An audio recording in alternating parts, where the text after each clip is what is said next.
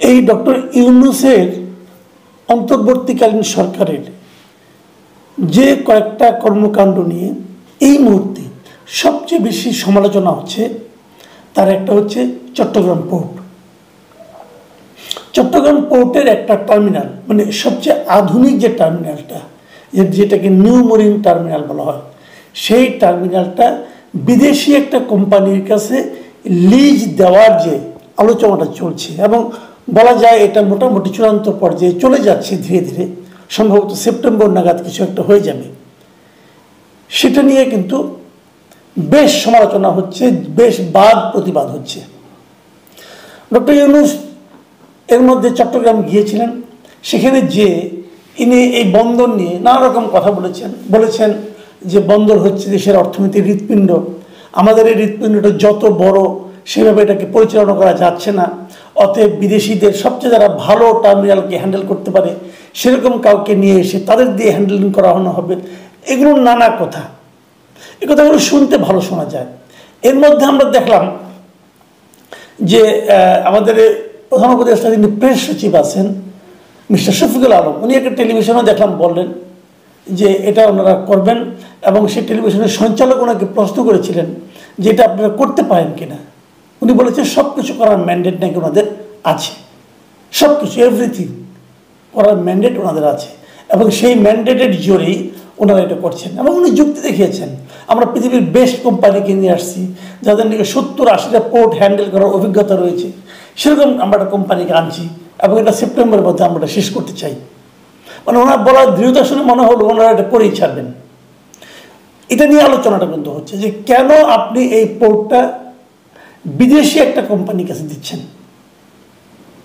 দেখুন, মোটামুটি আমি একটু বলে নেই আসলে চট্টগ্রাম বন্দরের বাস্তবতাটা কি।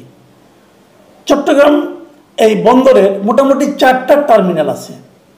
এই 4টা টার্মিনালের মধ্যে সবচেয়ে বড় হচ্ছে এই নিউ মেরিন টার্মিনাল। এটা বড় এবং আধুনিক। এটা এত বড় যে এখানে একসঙ্গে সমুদ্রগামী 4টা জাহাজ ভিড়তে পারে। এখানে স্বয়ংক্রিয় ক্রেন আছে, মানে অনেক টাকা খরচ করে এই ক্রেনগুলিকে কিন্তু আনা হয়েছিল আমাদের এখানে, এবং এইটা আপনার তৈরি করা হয়েছিল আজকে থেকে 20 বছর আগে। প্রায় 700 কোটি টাকা খরচ করা হয়েছিল এটা বানাতে গিয়ে, এবং 3500 কোটি টাকার যন্ত্রপাতি আনা হয়েছিল। এই যন্ত্রপাতি মানে স্বয়ংক্রিয় ক্রেন ট্রেন এগুলো, এবং এগুলিতে খুব দ্রুত মালামাল ওঠানামা করানো যায়। এবং তুলনামূলকভাবে এই টার্মিনালটাই সবচেয়ে ভালো চলছিল। কীভাবে ভালো চলছিল? যে বন্দরে একটা হিসাবে দেখা গেছে যে গত বছর সব বন্দরে তো সবগুলি টার্মিনালের একটা লক্ষ্যমাত্রা থাকে, তারা কী পরিমাণ কন্টেনার হ্যান্ডেলিং করতে পারবে, ওঠানামা করতে পারবে। দেখা যাচ্ছে এই নিউ মেরিন টার্মিনালে গত বছর তাদের যে লক্ষ্যমাত্রা নির্ধারণ করা হয়েছিল, সেই লক্ষ্যমাত্রার চেয়ে 3 লাখ কন্টেনার বেশি ওঠানামা করা হয়েছে এই টার্মিনালে। সেই হিসাবে এটা হচ্ছে সবচেয়ে লাভজনক টার্মিনাল, এবং আর্থিক বিবেচনাতেও এই টার্মিনালটা খুবই লাভজনক। এখন যে টার্মিনালটা লাভজনক সেটাকে কেন আপনি বিদেশি একজন বিনিয়োগকারীর কাছে দিয়ে দেবেন? ডক্টর ইউনূস বলেছেন যে তারা বিদেশি বিনিয়োগকারীর কাছে দিবেন, তারা এখানে ইনভেস্ট করবে, ইনভেস্ট করার পর এটাকে আরও আধুনিক করবে, করে তারপর একটা সার্টেন টাইম পর্যন্ত, ধরা যাক 15 বছর 20 বছর তারা সেটা পরিচালনা করবে, করে তাদের বিনিয়োগটা তুলে নেবে, তারপর তারা সেটা আবার আমাদের বন্দরের কাছে দিয়ে যাবে। কিন্তু তারা এখনো স্পষ্ট করেনি তারা কোন খাতে কত বিনিয়োগ করবে।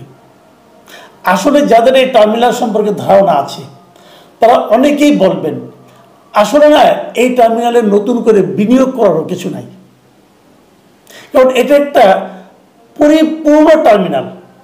মোটামুটি এখানে যা যা থাকা লাগে একটা টার্মিনালে সব এখানে আছে, তাহলে এখানে নতুন করে কে বিনিয়োগ করবে? আবার এটার এক পাশে কিন্তু আছে নৌঘাটি, আমাদের নৌবাহিনীর ঘাঁটি। নৌঘাটি থাকার কারণে এটাতে ওদিক দিয়ে সম্প্রসারণ করবে সেটাও কিন্তু পারবে না। মানে অনেক এক্সপার্ট যারা আছেন, যারা পোর্ট বুঝেন ভালো, তাদের অনেকে বলছিলেন যে তারা যদি করতেই চায়, আমাদের তাও টার্মিনাল আছে, একটা বে টার্মিনাল আছে, একটা লালদিয়ার চরে টার্মিনাল আছে, সেগুলোতে তারা ইনভেস্ট করতে পারে। কিন্তু সেগুলোতে ইনভেস্ট করার অনেক সুযোগ সুবিধা আছে, সেখানে করুক, ইনভেস্ট করুক, ওটাকে আধুনিক করে বানাক, বানিয়ে তারপরে চালাক, চালাই এনে পরে এক পর্যায়ে আমাদের কাছে দিয়ে যাক। কিন্তু যেখানে অলরেডি আমরা ইনভেস্ট করে ফেলেছি, মানে 4,000 কোটি টাকা করে বেশি ইনভেস্টমেন্ট এখানে হয়ে গেছে অলরেডি, সেইটা তো সেই সময় 20 বছর আগের কথা বলছি, এর মধ্যে তো অর্থের মূল্যমান ধরলে আরো অনেক বেড়ে যাবে। যেখানে আমরা এত টাকা ইনভেস্ট করে ফেলেছি সেইটাকে কেন অন্যদের কাছে দিয়ে দেওয়া হবে? ওখানে তারা কি নতুন করে ইনভেস্ট করবে? যে কারণে আমরা আগেও বলেছি কিন্তু যে টার্মিনালের কাজ আমরা শুরু করতে পারিনি, আপনি সেখানে যান। আপনার নিশ্চয় মনে আছে, আমরা কিন্তু এরকম পতেঙ্গার যে টার্মিনালটা আছে তার দায়িত্ব কিন্তু সৌদি আরবের কাছে দেওয়া হয়েছিল, তারা করেছে, ওটা নিয়ে কোনো প্রশ্ন ওঠেনি। কিন্তু এখন তারা প্রশ্নটা তুলছে এই কারণে যে আমাদের একটা ইতিমধ্যে তৈরি থাকা ভালোভাবে কাজ করতেছে এমন একটা টার্মিনালকে কেন বিদেশি একটা কোম্পানির কাছে দেওয়া হচ্ছে? এই প্রশ্নের কোনো জবাব কেউ দিচ্ছে না। এবং তারা তাদেরকে প্রশ্ন করে, তারা বলে তারা নাকি এটা করতে পারে, তাদের নাকি সে ম্যান্ডেট আছে। একটা সরকার, অন্তর্বর্তীকালীন সরকার, এদের প্রধান দায়িত্ব হলো একটা নির্বাচন অনুষ্ঠান করা এবং নির্বাচনের মাধ্যমে একটা গণতান্ত্রিক জনগণের ভোটে নির্বাচিত একটা সরকারের কাছে দায়িত্ব হস্তান্তর করা। তারা বলছে তাদের নাকি এগুলি করার অধিকার আছে এবং এগুলো নাকি সংস্কারের মধ্যে পড়ে। তারা বলছে তাদের ম্যান্ডেটটা হলো সংস্কারের, কাজে সংস্কারের মধ্যে সবকিছুই পড়ে।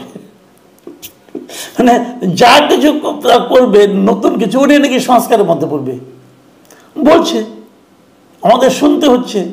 এবং ভেরি ইন্টারেস্টিংলি এই বিষয়ে আমি আমাদের পলিটিক্যাল পার্টিগুলো, দু একটা বাম পার্টি ছাড়া, যেটা বাম ঘরানা দু একটা পার্টি ছাড়া আর কেউ এটা নিয়ে কোনো প্রতিবাদ করছে না।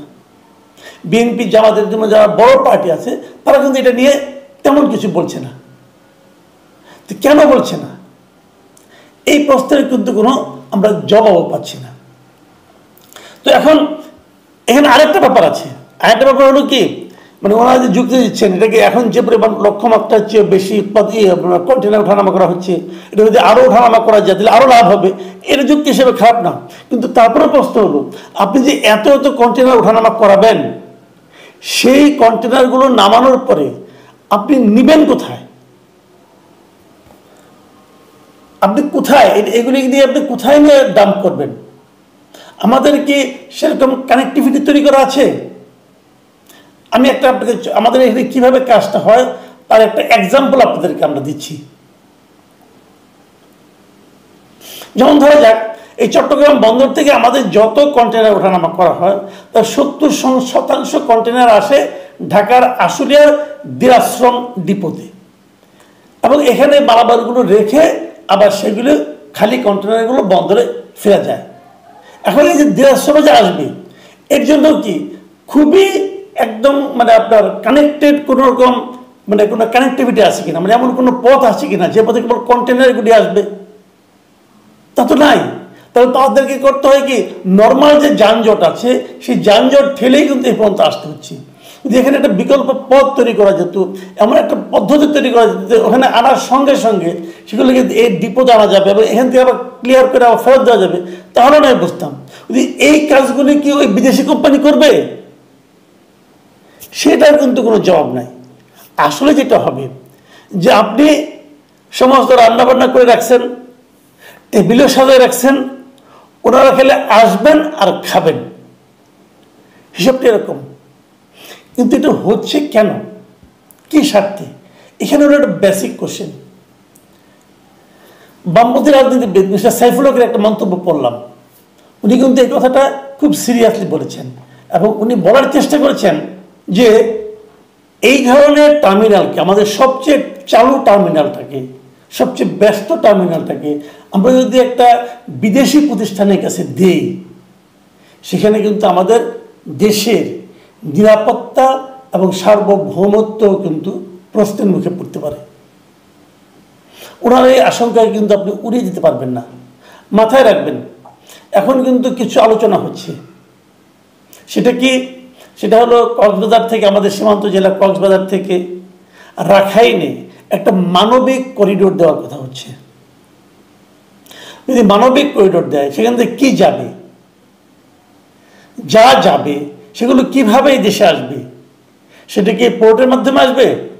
তাহলে সবচেয়ে লাভজনক হয় বিমানে আসার চেয়েও। পোর্টের মাধ্যমে আসলো, এখান থেকে কক্সবাজার একদম কাছে চলে গেল, কাজে যদি বিদেশিদের কাছে আপনি এটাকে হ্যান্ডেলিং করার দায়িত্বটা দেন, ওখান থেকে কী আসবে কি আসবে না তার জবাবদিহিতা কি আর স্বাভাবিক পর্যায়ে থাকবে? আসলে হচ্ছেটা কি? এটার সঙ্গে কি এটা মেলানো যাবে? নাকি এটা মেলাতে গেলে কেউ আবার বলবে যে তাদের ম্যান্ডেটের উপর হাত দিয়ে দিয়েছি আমরা, তাদেরকে সেই ম্যান্ডেট দেওয়া হয়েছে। তাদের কি ম্যান্ডেট দেওয়া হয়েছে? আমাদের দেশের একটা অঞ্চলকে ঝুঁকির মুখে ফেলে দেওয়ার। তাদেরকে কি ম্যান্ডেট দেওয়া হয়েছে একটা শান্ত দেশকে একটা যুদ্ধের মুখে ঠেলে নিয়ে যাওয়ার? তারা অবশ্য বলছে যে এটা করলে পরে পরবর্তী সময়ে আমরা রাখাইন রাজ্যের সঙ্গে আরাকান আর্মির সঙ্গে একটা আলোচনার মাধ্যমে আমাদের এখানে থাকা রোহিঙ্গাদের ফেরত পাঠাতে পারবো। সেটাও কি সম্ভব হবে? কোনো গ্যারান্টি আছে? যদি না হয় তাহলে আমরা কেন সেই ঝুঁকিতে যাচ্ছি? মানে একটার সঙ্গে একটাকে ইন্টারকানেক্টেড। তা না হলে হঠাৎ করে এই পোর্টটাকে এত দ্রুততার সঙ্গে এত গুরুত্ব দিয়ে এখনই বাইরের একটা প্রতিষ্ঠানের কাছে দেওয়ার চেষ্টা হচ্ছে কেন? এই সবগুলোকে মিলিয়ে ভাবতে হবে। প্রিয় দর্শক, আমি কথাগুলি বললাম, আপনারা ভাবুন। এখন এ পর্যন্তই।